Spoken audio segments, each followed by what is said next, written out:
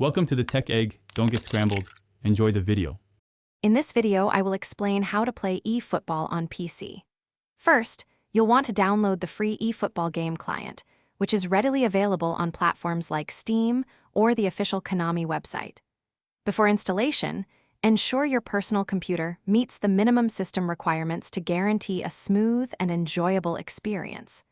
Once downloaded, simply install the game and create a Konami ID. This is essential for accessing all the exciting online features and modes.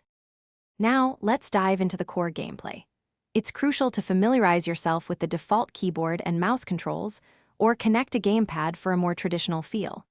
Spend some time in the training mode to practice fundamental actions such as precise passing, powerful shooting, and timely tackling. Understanding effective player switching and defensive positioning will significantly improve your ability to control the match and prevent opponent scores. eFootball offers a variety of engaging game modes to keep you entertained. A fan favorite is the Dream Team mode, where you can build and manage your ultimate squad by signing top players. You can also compete in various online divisions and special events, earning valuable rewards as you climb the ranks. For more casual experience, enjoy local matches against friends or test your skills against challenging artificial intelligence opponents. To truly excel, consider these tips for better performance.